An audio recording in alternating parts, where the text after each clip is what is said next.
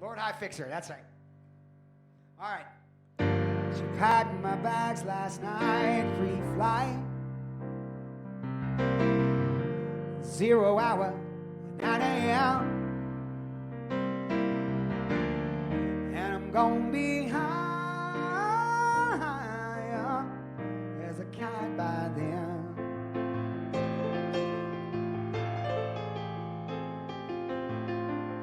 I miss her so much, I miss my wife. It's lonely out in space on such a timeless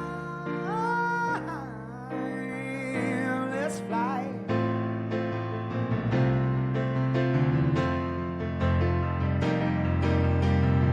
And I think I'm gonna be a long, long time till touchdown brings me around and into find another man to think I am. I know, no, I'm a rockin' man, burning out his fuse up here alone.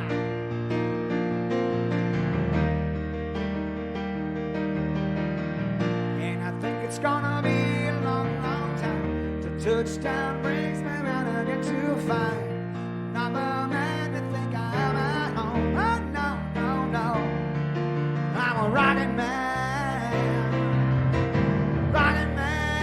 burning out his fuse up here alone.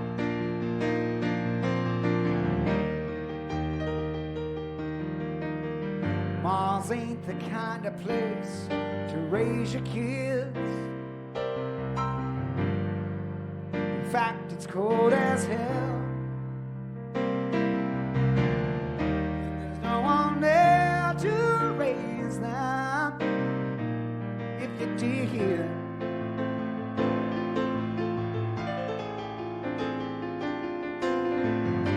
And all the science I don't understand. It's just my job, 5 days a week. Rocket man,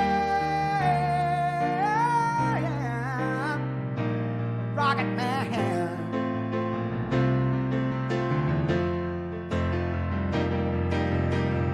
And I think it's gonna be a long, long time till touchdown brings me around again to find another man to think I am at home. But no, I'm a rocket man, nice rocket man, burning out his fuse up here alone.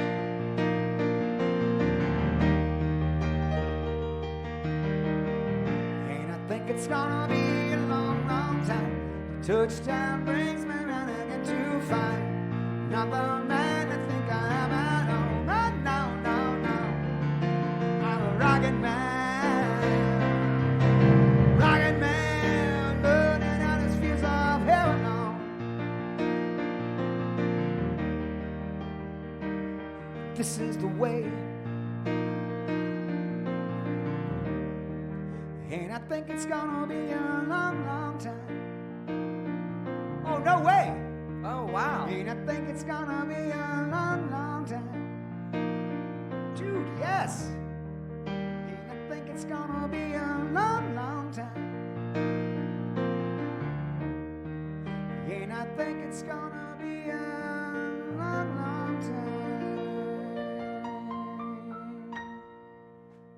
There you go for Lord High Fixer. Lord High Fixer, you stream rocket launches? Like real rocket launchers, or like the ones that you like, the testers model kits that you build and hit the button and they shoot? Probably like the Dragon that just came back from the space station, I bet. Oh, right? Real ones. Real ones. Dig that, dude. Yeah. So your show is like rocket launches and stuff. They conducted suit leak checks, which were successful, and communications checks with the Corps here in Hawthorne, which is the person who will speak to them directly throughout the mission, as well as the launch director in Florida. This is where they're checking their comm path through both ground stations and data tracking and data relay satellites that we'll use to talk to the crew the entire way to the station. And after those suit leak checks, the closeout team was able to seal the hatch, which also gets its own leak check. The closeout team has departed the pad, and weather operators will kick off their final check on wind speeds at the pad, which will be used during the final go, no-go for launch. Now, before we get to that final go, no-go, the various teams at both NASA and SpaceX will do an internal go poll, making sure conditions are right with the Falcon 9, the Dragon, the crew, the range, and the space station before that final go is given. Let's check back in on Houston for a status on the team supporting the space station on their readiness for launch. Courtney.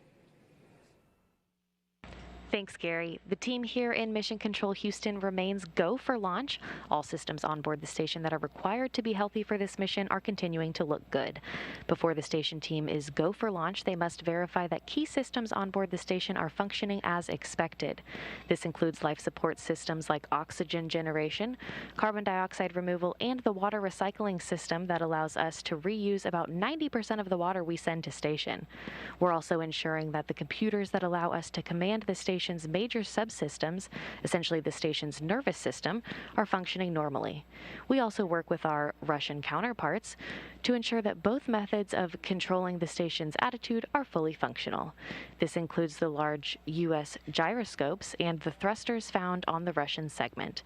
Both systems play a critical role during Dragon's docking. Mission Control Houston will be closely monitoring the crew's flight and checking off milestones for most of the journey. Again, Flight Director Paul Kanya is now on console, leading flight controllers here in Houston for launch, and Flight Director Scott Stover will lead teams for docking tomorrow, expected to take place at 4:10 a.m. Central Time. The International Space Station team is ready for launch, so I'll send it back to Hawthorne. Gary? All right, thank you, Courtney. As we mentioned, the Crew 2 astronauts will spend about 6 months on the International Space Station. During this time, the Crew 1 astronauts will depart the station and return to Earth. They're set to undock from the station in the Crew Dragon Resilience on April 28th and splash down off the coast of Florida, where they'll be picked up at sea by one of SpaceX's recovery vessels. Next, SpaceX will launch Commercial Resupply Mission 22, or CRS-22, to the space station to deliver cargo and supplies to Crew 2 and the astronauts and cosmonauts aboard. It will automatically dock to IDA-3 at the Zenith port of the Harmony module. Before Crew 2 returns home, they will hand the baton to the next crew to arrive at the orbiting lab on Crew Dragon, the Crew 3 crew. That mission is targeted to launch this fall. It will carry Crew Dragon Commander Raja Chari, pilot Tom Marshburn, whom are both of NASA, mission specialist Matthias Maurer of the European Space Agency, as well as a 4th crew member who will be added soon. The Crew 3 astronauts will also complete a 6-month mission as expedition crew members aboard the space station. They will be joined there by 3 additional crewmates who will launch on a Russian Soyuz spacecraft. This will mean that 7 people will be on the space station at one time, allowing NASA to effectively double the amount of science conducted in space. This will be Chari's first trip to space, but he has more than 2,500 hours of flight time as a test pilot. The U.S. Air Force colonel is also a member of NASA's Artemis team and is eligible for assignment to a future mission to the moon. Crew 3 will be Marshburn's 3rd visit to the space station and his 2nd long-duration mission. He flew on STS-127 and Expeditions 34 and 35. Marshburn is also a medical doctor who once served as a flight surgeon and medical operations lead for the space station. Like Chari, Maurer will be making his first trip to space with the Crew 3 mission. He has extensive experience in engineering and research, and he spent 16 consecutive days in an underwater laboratory as part of NASA's Extreme Environment Mission operations. Now let's head back over to Marie at Kennedy Space Center. How's it going over there, Marie? Thanks, Gary. Things looking good here in Florida. If you are just now joining us, welcome to coverage for the mission known as Crew 2, NASA and SpaceX's 3rd flight with crew to the International Space Station.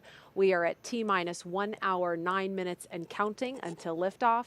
Myself and Kate Tice and Tracy Caldwell-Dyson here have all been vaccinated against COVID-19, and that's why you see us here sitting together without masks on. Liftoff is still holding for 5:49 and 2 seconds Eastern Time, and we're tracking no issues at the moment with Falcon 9 or Dragon. The range is green, and weather is looking good. Over the last 3 hours, our crew of Shane Kimbrough, Megan MacArthur, Thomas Pesquet, and Aki Hoshide donned their SpaceX suits in the historic crew quarters suit-up room. They walked out of the crew quarters building just as every astronaut to fly from this spaceport has done since Apollo 7.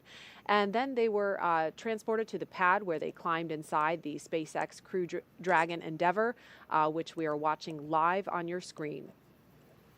Well, this is SpaceX's third time flying astronauts in Crew Dragon. It will be the first time a European astronaut will fly aboard Dragon. If you remember back in November, we launched NASA astronauts Mike Hopkins, Victor Glover, Shannon Walker, and JAXA astronaut Soichi Noguchi to the International Space Station, and those 4 are nearing the end of their 6-month science mission. They are scheduled to return home to Earth just a few days after the Crew 2 astronauts arrive on station. Over the next hour, we will conduct a series of polls to get ready for launch, have the crew arm the launch escape system, and begin fueling Falcon 9. Launch is set for 5:49 a.m. Eastern Time. This will include a 12-minute flight to orbit and then a 23.5-hour flight to dock with the International Space Station tomorrow at approximately 5:10 a.m. Eastern Time. So we're approaching T-minus 1 hour till launch. Tracy, what is going through the astronauts' head right now as they're seated in their capsule and they're ready to go? They still have another 60 minutes to go. Can you give us any insight into what they may be experiencing right now? Well, normally I would say, building off of experience, that inside an hour, it seems like eternity before those engines light. You're in there chatting it up with your crewmates, but watching these guys, they're having a little party in there. Hand signals are flying. I understand they're playing a game that we thought was rock, paper, scissors. I'm learning from friends that it's actually a game that Thomas knew when he was a kid and has shared it with his crewmates. And so I guess there's no better way to bond than through childhood memories and that are being recreated in the capsule right now. But all kidding aside, these guys are probably glancing back and forth at their monitors, like you see there, and just checking systems, making sure that they're keeping track of what's going on with the vehicle, listening to the sights and sounds, maybe a little bit of chit-chat, but inside an hour they're listening up for what might be coming in through their ear from the teams on the ground. Sure. Today's flight is the second of 6 planned rotational missions NASA has contracted already with SpaceX as part of the agency's Commercial Crew Program.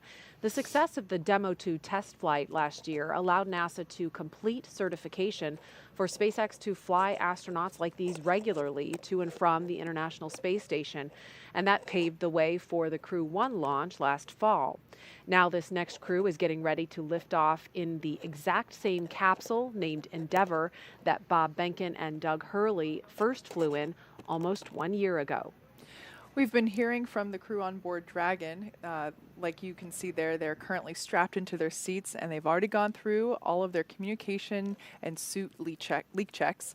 They're able to follow all the milestones that they still have ahead of them on the displays there just above them, which allow them to gain insight into all of the Dragon and Falcon 9 systems as we continue to proceed towards launch.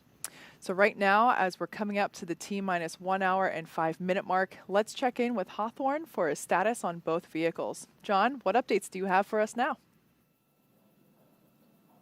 Okay, we've had, as you've been saying, a smooth countdown. The SpaceX team is working no issues, and the pace is beginning to pick up. In the Falcon 9, final propulsion checkouts of the first and second stages in the engines began just a few minutes ago in preparation for propellant loading. Now, at T-minus 45 minutes, the team will report their readiness with a final electronic go-no-go poll. At T-minus 35 minutes, Falcon 9 propellant loading will begin. The Dragon spacecraft you can see right here on the monitor with the crew access arm next to it. Earlier today, the Dragon operators performed a series of checkouts of the Dragon flight systems, and the spacecraft is also currently go for launch. The 4 astronauts are currently inside Dragon, and the hatch is closed. The SpaceX closeout team has left the pad, and they'll be outside of the blast danger area very shortly. Now, before we can start loading propellant on the Falcon 9, we've got two major items to perform. First, we need to retract that crew access arm away from the Dragon capsule to its launch position. Now, that'll happen between T-minus 44 and T-minus 42 minutes. Now, we move the access arm away to obviously clear the way for launch, but we also do it in case the Dragon capsule has to leave the launch pad in the event of an emergency before launch. Now, once the arm is out of the way, the launch escape system will be armed. With these two events complete, Dragon will be ready for Falcon propellant loading. Now, the range is currently clear for launch from historic Pad 39A. The worldwide network of ground stations and the tracking and data relay satellites are ready to support Dragon as it heads into orbit. On the weather front, weather continues to look good, both at the surface level, the upper altitudes. We are continuing to wait for a final input from the weather team coming up in about 5 minutes on ground level winds in case we had a Dragon abort somewhere near the launch pad. Right now, those conditions are go, but we're getting one more set of balloon data to make sure that everything is good. Now today, we have an instantaneous launch window at 5:49:02 Eastern Daylight Saving Time, or just after 49 minutes past this hour. Now, once we begin loading propellant, there's no opportunity to change the T0. We are committed. We're going to get one chance at it today. But the good news, Jesse, at T-minus 62 minutes and counting, we are go for launch. Thanks, John. It's good to hear that we are still go. Today's launch marks the second time a rotational crew will fly on a commercial spacecraft, and each of our crew members brings a diverse set of experiences to today's flight. Crew Dragon Commander Shane Kimbrough will be making his third trip to space. He was born in Killeen, Texas, and raised in Atlanta, and was selected as an astronaut in 2004. Kimbrough is a retired U.S. Army colonel and holds degrees in aerospace engineering and operations research. He first launched aboard the Space Shuttle Endeavour on STS-126, then aboard a Russian Soyuz spacecraft for Expedition 49 and 50. Kimbrough has spent a total of 189 days in space and has performed 6 spacewalks. Pilot Megan MacArthur will be making her second trip to space, but her first one to the space station. She was born in Honolulu, but considers California her home state. She holds degrees in aerospace engineering and oceanography, and was selected as a NASA astronaut in 2000. MacArthur served as a mission specialist aboard Space Shuttle Atlantis on STS-125, the final servicing mission of the Hubble Space Telescope in 2009. She operated the shuttle's robotic arm over the course of 12 days and 21 hours, capturing the telescope and maneuvering crew members throughout the 5 spacewalks to upgrade Hubble's science instruments, along with removal and replacement of other components to lengthen the telescope's life. Hubble continues to operate to this day, providing scientists the opportunity to make more and more deep space discoveries. Mission specialist Aki Hoshide has suited up for his third space flight today. Born in Tokyo, Hoshide was selected as an astronaut in 1999 by the National Space Development Agency of Japan, known today as JAXA. Hoshide earned his degrees in aerospace engineering and mechanical engineering. He flew on STS-124 aboard the Space Shuttle Discovery to deliver and install Japan's science laboratory, Kibo. He also flew aboard the Russian Soyuz on Expeditions 32 and 33 for a 124-day visit to the space station. SpaceX, things continue to progress nominally. Next up is cycling the orbit tank isolation valves to equalize low flow pressure here in about 15 seconds. Copy. Got some good call-outs there.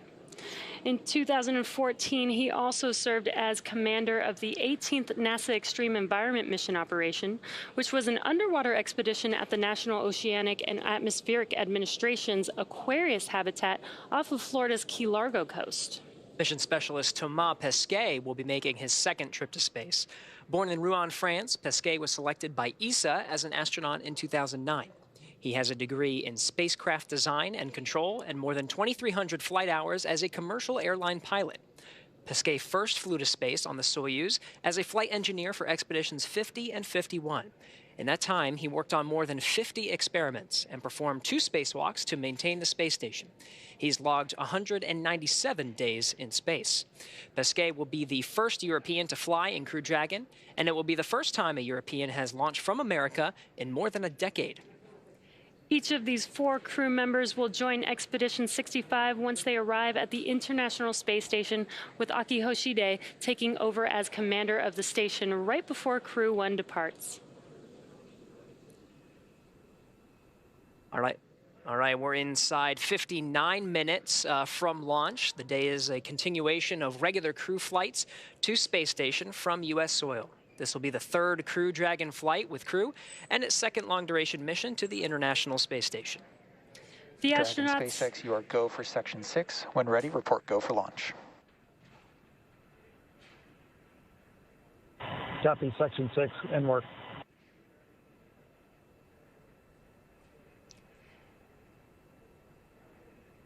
The astronauts are also flying on the Crew Dragon Endeavour, which is the same capsule that launched Bob Bacon and Doug Hurley last year. And today, Bob's wife, Megan, is the pilot on this flight, sitting in the same seat that he did.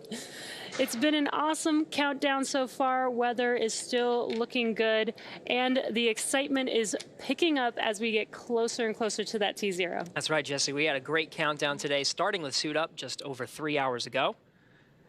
The SpaceX team helped the crew put on their suits and conduct initial checkouts before crew walkout. Crew walkout was where SpaceX Shane Endeavour, Kimbrough. Go for launch.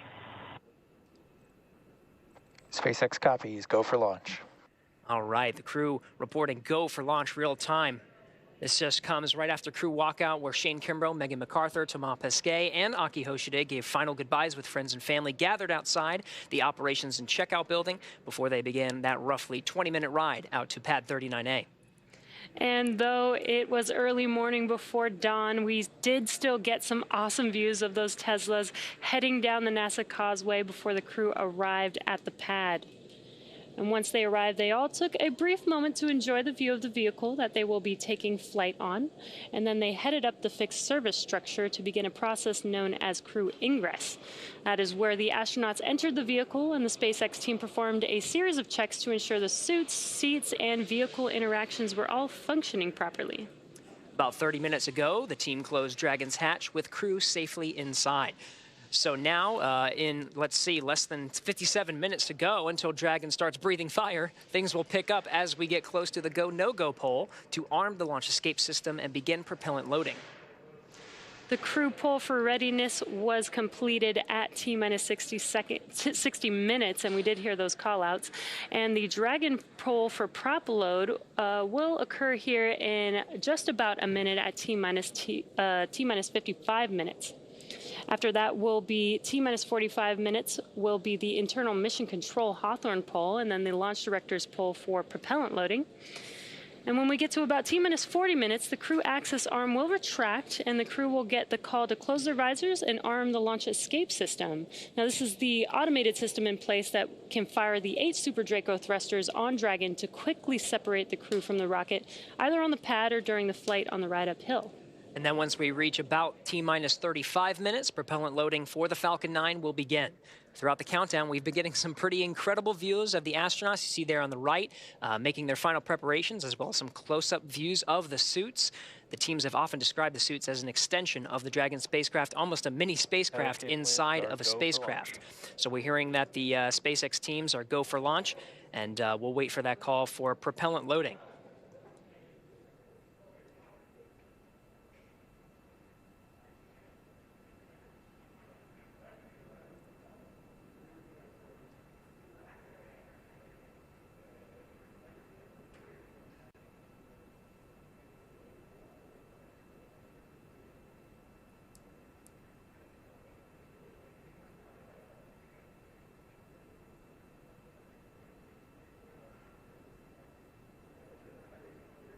Now, as we wait for that call for the teams to begin propellant loading, we are hearing that there was a weather brief at L-1 hour.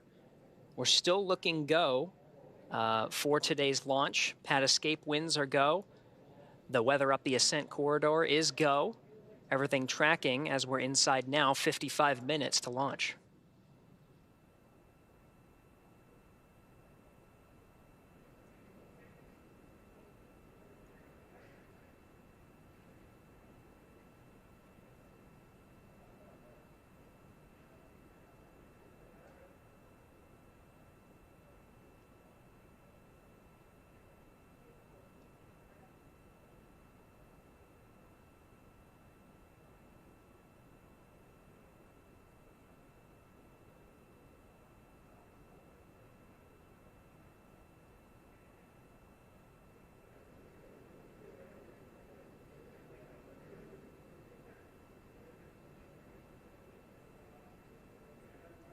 All right, so again, there are several milestones here now that we're less than an hour away from launch. Most of the calls will be the team's readiness to get ready for propellant loading at T-minus 35 minutes. Once we reach that mark, propellant loading will begin. Some of the RP1 refined kerosene will start to fill the tanks of both the Stage 1 and Stage 2 elements of the Falcon 9 rocket. Stage 2 is smaller and expected to fill up just about 20 minutes prior to launch.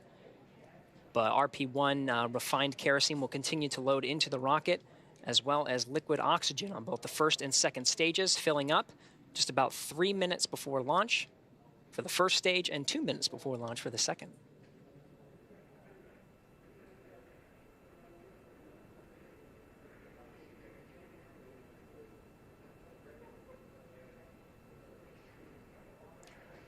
All right, and we are hearing that the Dragon teams did conduct that go poll electronically here in Mission Control Houston. The first checked and the first milestone to go for prop load is underway. There's going to be another poll coming up at T-minus 45 minutes with the launch teams, and then prop load is set to begin at T-minus 35. Until then, let's go over to Jasmine over at the Kennedy Space Center. Jasmine? Thank you, Gary. Joining me now is NASA's Acting Administrator, Steve Jerzik. Thank you so much for being here today. Oh, no, thanks for having me on. Of course, of course. So it's a big day. The Commercial Crew program is in full force. Last summer, we launched Demo 2 and then Crew 1 in the fall, and we're gearing up to launch 4 more astronauts from American soil. How does that feel? It feels amazing. If you would have told me a year ago that we would get 3 crew flights launched in less than a year, I would have just been ecstatic, and I am ecstatic today for the third flight with SpaceX. It's a lot of firsts with this flight, including the first crew rotation. Having that 4 crew on station in the U.S. segment continuously with the Commercial Crew Program transportation capability is going to accelerate the research and technology development we're doing on station, both to benefit folks here on Earth as well as prepare for our Artemis missions. Right. And with this mission today, we're looking at the space station, but of course, with Artemis, we're going even further to the moon. NASA just announced that they selected SpaceX to develop the first human lunar lander since the Apollo days. What does that mean for our sustained return to the moon? Yeah, so that kind of completes all the systems we need to develop for the first astronaut landing on the moon under Artemis. So we have the SLS, Good morning, everybody, and welcome into BOSA Flight Control. I do want to talk about the thing that was just mentioned on NASA TV. So let me get NASA going here in the background just a little bit of volume so you can hear them. But what was just stated by the acting NASA administrator, and he's acting until Senate confirmation for the new NASA administrator, which just went through this week, happens, is NASA has awarded the moon. NASA has awarded SpaceX the contract to build the lunar lander for the Artemis missions, and I understand their confidence in SpaceX as a company given the success of both Falcon 9 and the Crew Dragon module so far. I do have some concerns. So right now, for those of you that are following the development of the Starship SN prototypes that have been launching out of Boca Chica, you'll know that they haven't been successful yet, and that's fine. That's development. That's the way engineering works, and the incremental approach that SpaceX is taking down there at Boca Chica in terms of small steps of refinement is actually a very good thing. But Starship itself continues to be a problematic piece of technology for me. Because of 2 major factors. First of all, Starship remember to clonk that follow button. You clonk that follow button, but Starship does not have a pilot. There is no onboard manual control of the craft. It's entirely automated. So, 2 different Apollo era missions, Gemini, I believe it was Gemini 8, and obviously Apollo 13, both proved how essential it is that you have human control of the craft on board. Now, check me, I believe it's early, but Apollo 8, one of the orientation thrusters on Apollo 8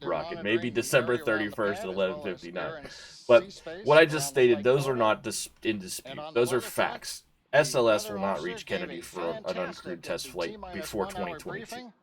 The development time frame for a lunar lander, while there may be on paper, no fabrication has started yet. And I imagine some of the Super Draco systems and that flight data will be beneficial towards building retro rockets, that retro firing systems that will land a lander safely. But SpaceX does incremental engineering, so when they do have prototypes for a lunar lander, I don't think 3 years is feasible, because it will take them at least a year to make one. I don't think 3 years is feasible to go from first physical object to putting it on the moon. I just don't think it is. So we'll see. We will see how well SpaceX can quick engineer something, but it's the quick part that scares me. Crewed spaceflight is a risk, and we've proven time and time again that human arrogance with respect to doing things quickly is what gets astronauts killed. So, all right, so they're just going through the procedures for a hold. We are at T-minus 43 minutes and 55 seconds, roughly. I'm going to go ahead and bring up what's going on with NASA. Crew is on board. While I'm here, we will be adding, assuming we launch this morning, well, we'll be adding one regardless, but we'll be adding patches to the wall today. The first is Expedition 65. The ISS is currently on Expedition 65. It's blue, so the green screen is going to catch some of it, but it's a pretty nifty patch. When I first saw it, I thought it was smaller. It caught my eye as almost a postage stamp, but it's a much bigger patch. If you compare it to, say, the flight tag, it's actually a pretty decent sized patch. So Expedition 65 will go up and actually require us to take down the first Expedition patch because we keep the most recent 6 expeditions on the wall behind me. So Expedition 59 will come down today. It's the first time we're taking a patch off the wall, and Crew Dragon's arm is retracting. You can see it above me. We're going to go ahead and go large on that so it fills the screen. The arm is retracting from Crew Dragon right now, as you can see above me. It's a foggy morning on the Space Coast at T-minus 42 minutes and 48 seconds. So we are at... There you see about a minute ahead of the schedule. 5:07:02 was the scheduled time for arm retraction. We're a little bit ahead of that. The second patch that will go, foggy's nice. It's going to make the engine exhaust look nice when this thing takes off. The second patch that's going to go on the wall this morning is the Crew 2 patch. This is the Crew 2 patch. You can see Kimbrough, MacArthur, Yoshide, and Pesquet. Their names are on board. The cool thing about Megan MacArthur is she is Doug Hurley's wife, and she's actually sitting in the same seat that he sat in for Demo 2, because this is the first refurbishment of a Crew Dragon. This is the same capsule that launched for DM2 last spring when we were all excited. First crewed flight from U.S. soil and forever. She is actually in the same capsule as her husband, sitting in the same seat. She is the pilot. Kimbrough, he is a retired Army colonel. He is your mission, or he's your spacecraft commander. And Hoshide and Pesquet, they are mission specialists. Akihito Koshide is another JAXA astronaut, and Pesquet is the first ESA, European Space Agency astronaut, to fly on board Crew Dragon. And Tracy, as we're watching, you thought each seat was made per person. Do you mean the same spot? Yes, I mean the same spot. The same position in the craft, not the actual same seat. There's no way they reuse that seat. they took that seat out of the original one and put it somewhere in a museum because there's no way they. I don't believe there's any chance in hell that they reused the actual seat because of the shock absorber systems that are involved. Now we just heard confirmation that the crew access arm is done retracting. So some other things that happened this week that are really interesting while we go through here, and keep my eye on things, but got 40 minutes until launch. Everyone knows, everyone knows Monday morning, very, very early. Dragon SpaceX, you are go for Section 7, close visors and arm launch escape system. Okay, that's launch escape system armed. That is 2 minutes early. We are go for prop load at this point, and visors are going down. So a couple things that, going back to Perseverance that have happened this week. First of all, we were all very excited for Ingenuity, and it was not a coverable event, to be quite frank. Ingenuity, they took their time, which was the right thing to do. The original flight test date for Ingenuity was pushed by almost a week. Arming. That during the initial test spin up, they had an anomalous reading, and they actually reprogrammed her from Earth. And then Monday morning, the very first ever powered atmospheric flight on another planet occurred as Ingenuity took off. Perseverance got great photos of it, video of it as well. It took off, it hovered, you could see it hovering in the video, and it came back down and landed back on its legs, and it was successful. There was a second flight this week, and JPL NASA stated they plan to fly it until it breaks. They're going to fly it until they break her at this point. They've kind of proven the major things they want to be able to prove, but they're going to see what they can get out of it at this point, which is awesome, because that's what JPL does at everything. I mean, Curiosity is still running, and it shouldn't be, right?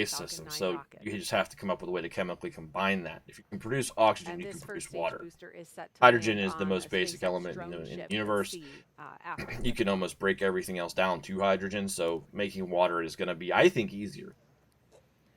Moxie is a huge, yeah, as Manny just said, Moxie's a huge step towards water gen. But it's not a proven system, right?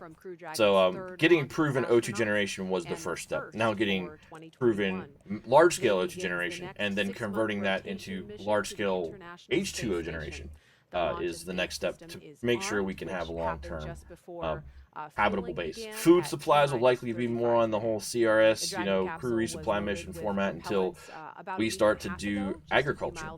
And then, as is mentioned in the book The Martian, when you grow something on another planet, you've colonized it. So that will be the scientific definition of colonization, the first time they actually grow some form of food on your own someplace else. And nitrogen tetroxide, or so we're at T-minus 33 minutes. Good morning, Manny. Welcome in. Kay's popped in earlier. He's walking the dog right now. I did not expect a huge crowd for this morning because it's super early. I mean, this is about the time I'm usually waking up most mornings. But we have gone through some checks this morning. With respect to, obviously we've gone through plenty of checks, but prop load's good to go. The arm is retracted. The hatch was closed at about, 3:54 this morning. And the last weather balloon launched about 30 minutes ago, and upper level winds look good. There's a couple things to note about Crew Dragon 2. This craft is called Endeavor. Actually, this one's not called Endeavor. What is this? Along with the Department of Defense Detachment 3, who does. We'll just call it Crew 2 until they say it out loud and it goes in my brain. But the Draco firing system on board, which is the Super Dracos, which is the launch escape system. You usually see those in the curvatures that are there on the fuselage.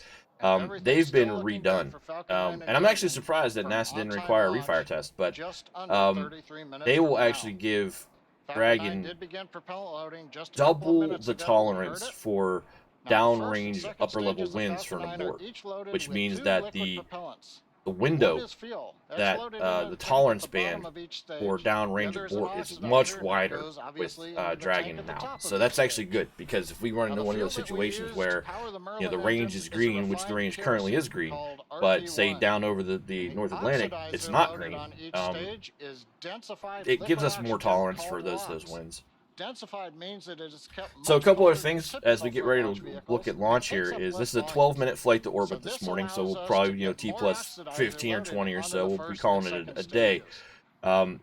It's a 23-hour and some change flight to the ISS, so docking will be tomorrow morning. I doubt I'm up for that, but watch NASA TV if you're interested in a wake. When Crew 2 docks with the ISS, it will take the crew complement of ISS temporarily to 11, which is not the record. The record for ISS is 13. I believe that was in 2009, back when the shuttle was taking massive amounts of people. The sleeping accommodations are going to be interesting for a couple days, because there simply are not enough beds on ISS for 11 people. So 2 members of the Crew 2 crew will have to sleep on Crew 2, and there are still not enough beds. 2 more Crew 2 crew members will have to find any place they can to attach their sleeping bags to the bulkhead and sleep like that for a couple days.